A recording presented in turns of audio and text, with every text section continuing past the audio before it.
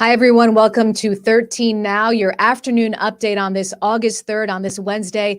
And we start with some breaking news, a significant update in a case that rattled the entire capital region years and years ago. A man who admits that he was drunk and driving while high and caused a crash that killed two young innocent people. Today, you saw first on 13, that man, Dennis Drew, was denied parole. Let's bring in Mark Mulholland. He was the one who broke this story, the first to report this in the capital region. And Mark, talk a little bit about how you came to learn this and the new developments in this. Well, good afternoon, Sabrina. Yeah, the Rivers families and Dennis Drew was the man who was responsible for this crash back in December of 2012. We all remember it. It happened on the Northway, north of the Twin Bridges. He was driving more than 80 miles per hour. He was high, he was drunk, he was texting, and he was speeding when he crashed into the back of a Ford Explorer that had Christopher Stewart and Deanna Rivers inside. There were some other people inside who were injured, but Christopher and Deanna were both killed.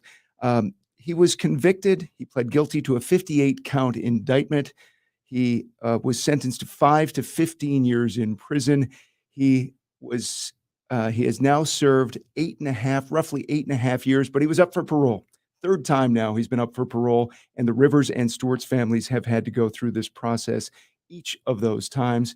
They learned today and notified me immediately after they learned. But the process is such that the families have to call each time. So they're calling each day. They knew that he had a parole hearing. They knew that it had taken place several weeks ago. So they had to call each day until they find out. They got the news this morning that Dennis Drew would still have to serve time. He will now be eligible for parole in November of 2023. That will be about 10 years. So it will have been about 10 years' time. I spoke to both the Rivers and Stewart families today. The Stewart family was particularly striking in that they think all the time, they're so happy for Christopher's friends that they've progressed and that they're now 26, 27, 28 years old, and they're starting their own lives, and they're happy for them. But they also think about what could have been for Christopher. Very touching, emotional interview that I did with Michael Stewart, and we'll have that beginning live at 4. I imagine, Mark, I mean, you've covered this extensively and hard to believe we're at 10 years now, but for them to kind of be at the edge of their seats, wondering what was going to happen, and to hear that news today and how much that really has turned things around for them today. Yeah, Michael Stewart told me that they were on pins and needles. Even though they'd been through it 2 other times, they wanted to be able to say that he was still going to be incarcerated going forward. And I asked Michael Stewart if he can forgive Dennis Drew at this point, 8.5, 9 years later, I guess closer to 10 years since the crash itself. I asked him whether he can forgive him. You'll find out the answer live at 4. All right, we'll talk to you live at 4. Mark, thank you for joining us. And Mark Mulholland breaking that news story today. We will see you live at 4, Mark. Another story we're following closely today, a follow-up on that Troy police chase and crash in Troy last night. Several cars damaged in this. We were live on the scene last night as this was happening. So we are working on updates on that. So let's bring in Tiffany Payton, who is just back from Troy with an update on what she has learned. Tiffany, thanks for joining us. This was quite a bizarre case, and police, I'm sure, are trying to figure out exactly what happened here. Yes, thank you. Good afternoon, Sabrina. Thanks for having me. So we have identified who that driver of the BMW was.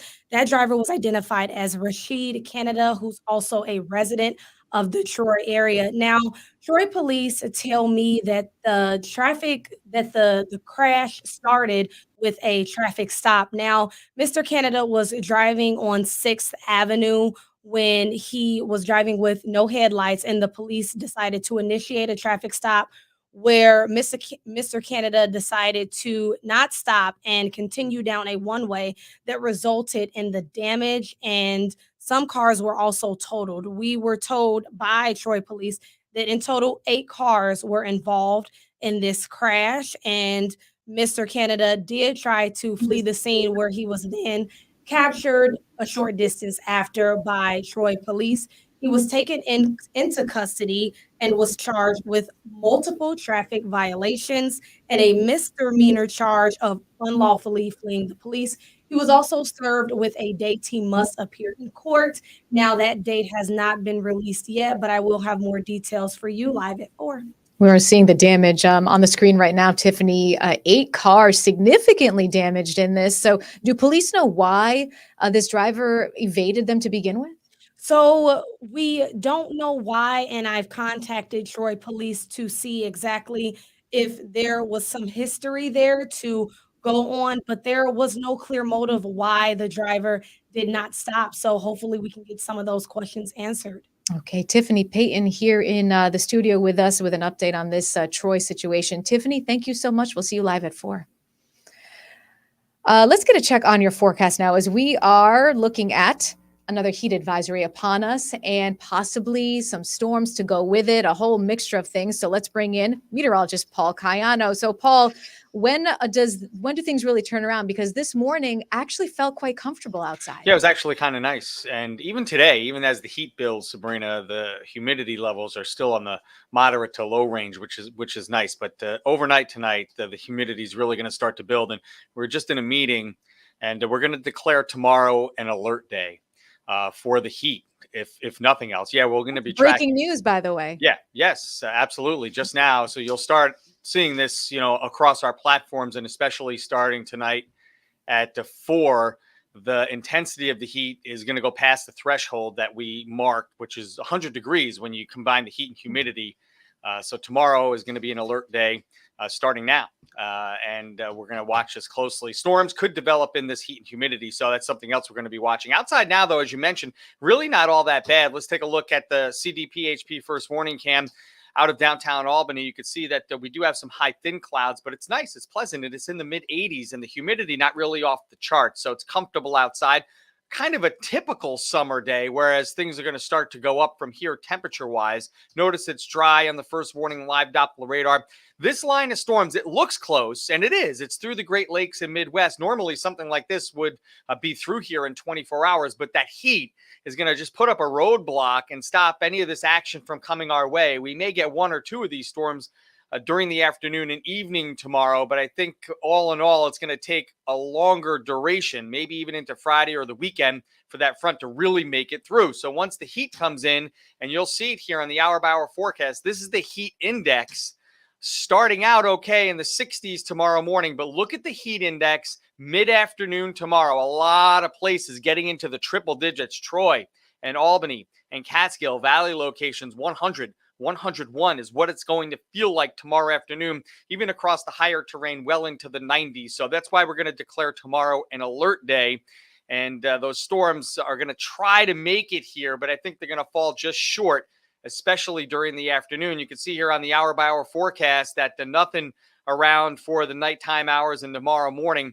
Now, the earliest that anything would happen is late afternoon and early evening tomorrow. And with that intense heat and humidity, some tropical downpours are certainly possible. But I think that front is going to wind up stalling out nearby. And that's going to keep, the heat and humidity in the area and not clear us out like we normally would see with a front. But it's also going to keep at least the chance of some heavier downpours and scattered showers and thunderstorms in the forecast into the weekend. So while it's not going to be raining the whole time in this environment, it's going to feel like the Bahamas out there with the heat and humidity pushing temperatures up, and afternoon showers and thunderstorms, 1 or 2 possible each day through the weekend. Look at tomorrow, 97 with the heat index over 100 and an afternoon thunderstorm possible. Not going to rain the whole time, but in that heat and humidity, near 90 Friday through the weekend, with the chance of at least 1 or 2 showers and thunderstorms right on through the stretch of time into early next week, Sabrina.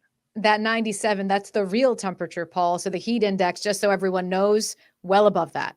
Yeah, it could be triple digits, even 101, 102, not out of the question. Oof, all right. Heat alert officially declared for tomorrow. Paul, thank you. You heard it here first. We'll talk to you live at 4. An update from Cohoes right now, where we've been covering this, the library, a portion of it damaged as a piece of the facade fell last year. So we have an update on thousands of dollars now going to make those repairs. Jonathan Hunter joining us en route right now as he is traveling from covering another story. Jonathan, can you hear me? I think we lost Jonathan's connection. So again, that I'll bring up a little video so you can see that over here. $500,000 now in a grant has been secured to help reopen the town library in Cohoes. The library, again, had to close last year after part of an exterior wall collapsed on the sidewalk. So again, Jonathan Hunter working on an update on this, and he will have that for us starting live at 4 as well. So that is your 13 Now update on this Wednesday afternoon. I'm Sabrina Dami. Thank you for joining us. We will see you live at 4.